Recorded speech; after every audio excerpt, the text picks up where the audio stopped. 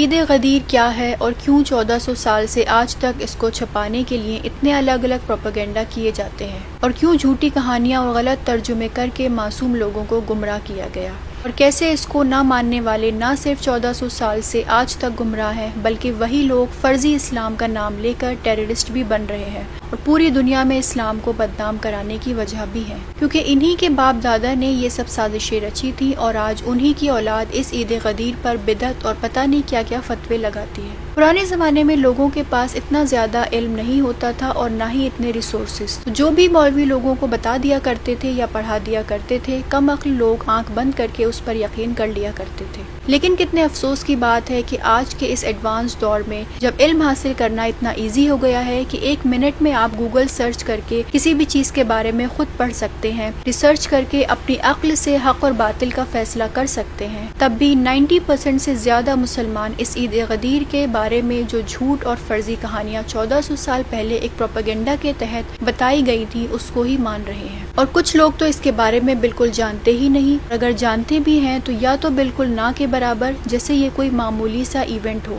یا پھر کچھ لوگ تو بالکل فرضی پروپیگنڈا والی سٹوری کو صحیح مان کر جو کہ ایک بہت بڑے فتنے کو چھپانے کے لیے گڑھی گئی تھی اس کا شکار ہیں۔ اس کے نتیجے میں 1400 سال سے آج تک 90% سے زیادہ لوگ گمراہ ہیں اور قیامت تک گمراہ رہیں گے۔ یہ غدیر صرف دین کے مکمل ہونے کا نام نہیں بلکہ دین اور ایمان بچانے اور محفوظ رکھنے کا نام ہے۔ من کنت مولا فہذا علی مولا تو سب کو یاد ہے، اور یہ بھی یاد ہے کہ کیسے منافقوں نے مولا کا مطلب دوست بتا کر اس ایونٹ کو اسی طرح سے چھپانے کی کوشش کی جس طرح یزید کی اولاد ذاکر نائک نے اپنے کافر باپ یزید کو بچانے کے لیے کربلا کو 2 شہزادوں کی جنگ کہہ کر ایسے دبا دیا جیسے کربلا کے اتنے بڑے ایونٹ کے پیچھے کوئی مقصد ہی نہ تھا۔ اسی لیے لوگوں کو گمراہ کرنے کے لیے مولا کا مطلب دوست تو بتا دیتے ہیں، لیکن سورہ مائدہ کی وہ 2 آیات جو اس غدیر کے موقع پر نازل ہوئی ان کے بارے میں کوئی بات نہیں کرتا۔ پہلی آیت سورہ مائدہ آیت نمبر 3 جس میں ارشاد ہوا کہ آج میں نے تمہارے لیے تمہارا دین مکمل کر دیا، اور اسی سورہ مائدہ کی آیت نمبر 67 میں اللہ نے اپنے حبیب کو کتنے سخت الفاظ میں حکم دیا کہ اے رسول پہنچا دو وہ پیغام جو تمہارے رب کی طرف سے تم پر نازل کیا گیا ہے، اور اگر تم نے یہ نہ کیا تو گویا تم نے اس کا کوئی پیغام ہی نہ پہنچایا، اور اللہ تمہیں لوگوں کے شر سے بچائے گا، بے شک اللہ کافر لوگوں کو ہدایت نہیں دیتا۔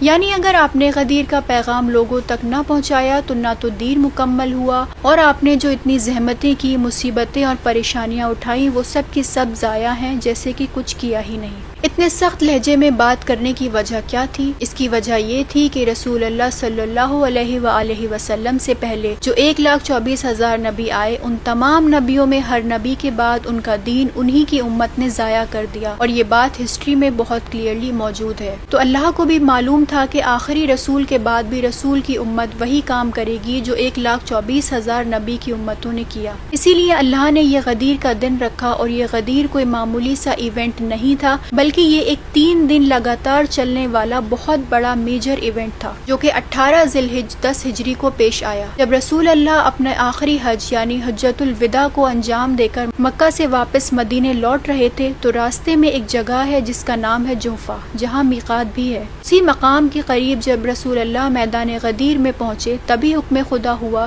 جو سورہ مائدہ آیت نمبر 67 میں موجود ہے۔ اسی کے بعد 1 لاکھ سے زیادہ لوگ جو حج کر کے اپنے اپنے شہر اور ملک کی طرف نکل چکے تھے، ان سبھی کو رسول اللہ نے غدیر کے میدان میں واپس بلوا کر جمع کیا، اور صرف جمع نہیں کیا بلکہ ایک منبر بنانے کا حکم دیا تاکہ دور تک لوگ نہ صرف رسول کو دیکھ سکیں بلکہ سن بھی سکیں، اور صرف من کنت مولا والی ایک لائن نہیں بولی بلکہ ایک بہت طویل خطبہ دیا جو آپ گوگل سرچ کر کے پڑھ سکتے ہیں، جس کا مین مقصد کچھ چیزوں کو بالکل کلیئر کر دینا تھا۔ اس میں سب سے پہلے اپنی وفات کی ایک طرح سے بشارت دی کہ میرا وقت قریب ہے، پھر وہ حدیث بیان ہوئی کہ میرے بعد ان 2 چیزوں کو، قرآن اور اہل بیت کو پکڑ کر رکھنا تاکہ کبھی گمراہ نہ ہو۔ پھر لوگوں سے پوچھا کہ کیا میں تمہاری جانوں پر تم سے زیادہ حق نہیں رکھتا؟ اور اس سب کے بعد پھر امام علی ابن ابی طالب علیہ السلام کو بلند کر کے حکم دیا کہ من کنت مولا فہذا علی مولا، کہ جس کا میں مولا ہوں اس کا علی مولا ہے۔ مولا کا مطلب ہوتا ہے لیڈر یا سردار، یعنی جس کا میں لیڈر ہوں اس کا علی لیڈر ہے، یعنی میرے بعد علی تمہارا پہلا خلیفہ ہوگا۔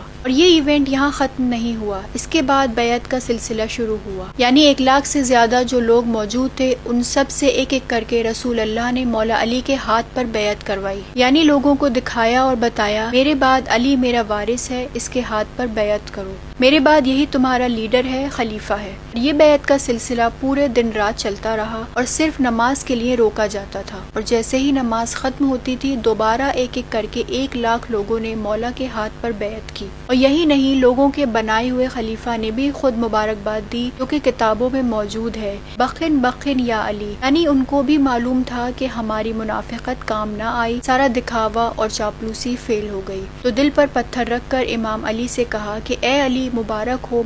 ہو، آپ ہمارے مولا یعنی لیڈر بن گئے۔ اور انہی منافقوں نے رسول کے دنیا سے جاتے ہی اس حدیث میں سے جس میں قرآن اور اہل بیت کو تھام کے رکھنے کا حکم دیا تھا، اس میں سے صرف اہل بیت کو نکال کر پتہ نہیں کیا کیا جوڑ دیا، وہ آپ کتابوں میں پڑھ سکتے ہیں۔ اور پھر من گڑنت کہانیوں کو گڑھنے کا سلسلہ شروع ہوا۔ مولا کا مطلب پہلے لیڈر سے دوست کیا گیا، پھر غدیر کے پورے ایونٹ کو چھپا دیا گیا اور مسلمانوں کو بتایا گیا کہ رسول اللہ نے اتنی سخت گرمی میں 1 لاکھ لوگوں کو جمع کر کے صرف یہ بتایا کہ علی میرا دوست ہے۔ اگر یہ بات ایک کافر کو بھی بتائی جائے تو وہ بھی سوچ میں پڑ جائے گا کہ کوئی انسان 40-50 ڈگری کی گرمی میں 1 لاکھ لوگوں کو صرف اسی لیے جمع کر رہا ہے کہ یہ بتا سکے کہ علی جو کہ نہ صرف میرا بھائی ہے بلکہ میرا داماد بھی ہے، وہ میرا دوست ہے۔ تو انسان اس طرح کے لاجک کو اور اتنی فرضی کہانی کو ایکسیپٹ کر سکتا ہے، وہ یا تو مینٹلی ریٹارڈڈ ہے یا پھر بغض اور جہالت میں اتنا ڈوبا ہوا ہے جیسے یزید اور معاویہ ڈوبے ہوئے تھے۔ اور ایسے شخص کا انجام بھی وہی ہوگا جو یزید ملعون اور معاویہ کا ہوا، یعنی ہمیشہ کے لیے جہنم۔ تو جو انسان بھی آپ سے یہ کہے کہ مولا کا مطلب دوست ہوتا ہے تو آپ اس سے پلٹ کر یہ سوال ضرور کریں کہ کیا اللہ نے 1,24,000 نبیوں کے سردار کی امت کو لاوارث چھوڑ دیا کہ جس کو مرضی آئے خلیفہ بنا لے اور جب مرضی آئے اس خلافت کو ختم کر دے اور قیامت تک ایک لاوارث اور جاہل قوم کی طرح زندگی گزارنا۔